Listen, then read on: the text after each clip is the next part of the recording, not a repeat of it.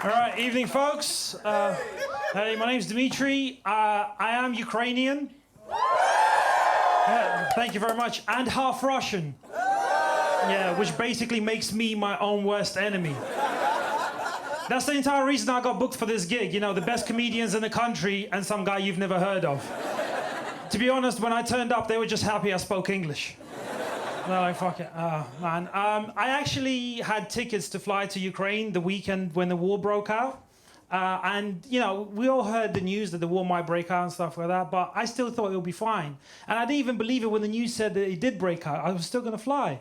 And then it dawned on me that it was true when I got an email saying my flight had been cancelled and got my money back from Ryanair. I was like, shit, if these tight cunts are giving money back, it must be true. Like, if they had their choice, they'd drop me off on the motorway, be like, mate, it's 5 miles that way, good luck. Follow the convoy.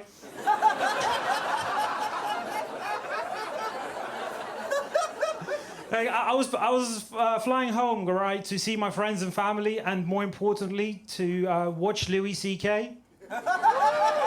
Yeah, Louis C.K., a comedian whose attitudes towards women means he can only perform in Eastern Europe now. It's okay, it's not too bad. I can go next week to watch him in Afghanistan.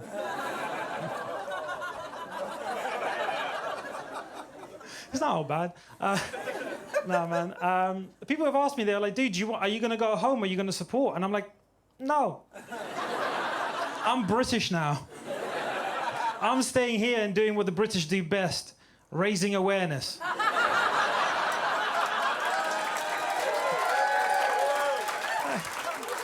Like, I've got no useful skills, you know what I'm saying? Like, I spent the last 10 years being a manager in the NHS. What am I going to do out there? Do you know what I mean? I'm going to be in a hospital being like, hey, mate, the reason you can't get any help today is because we have a supply shortage.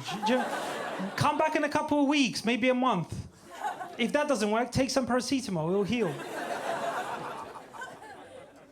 No, man, like, I do love living here and being here, right? And I'm British. Like, I've been here for 20 years now, right? And like, I look forward to the day when I meet like a proper racist, especially right now, because I want to meet somebody who's like, mate, go back home to where you came from. And I'll be like, what, Ukraine? Even the most hardcore racist is going to be like, no, dude, you know what, I'm sorry. Let me buy you a pint. I don't get a lot of racism, man. And I think it's because I look like one.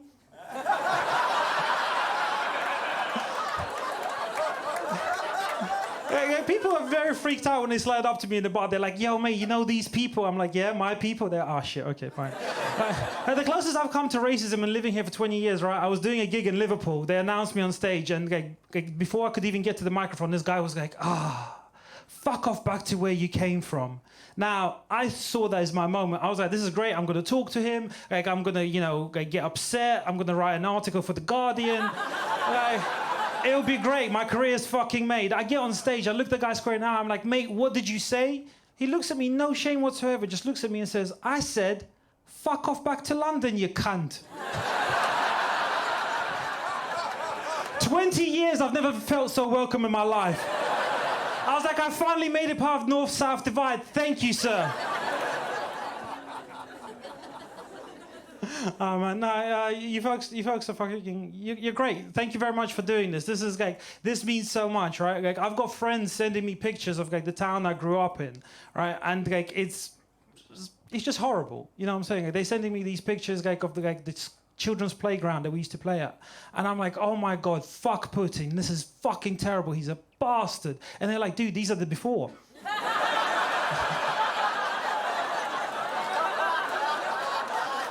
They're like, hold up, man, hold up.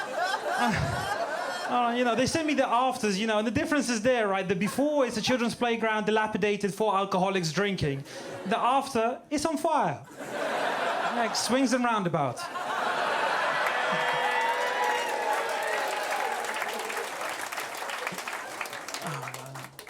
Like,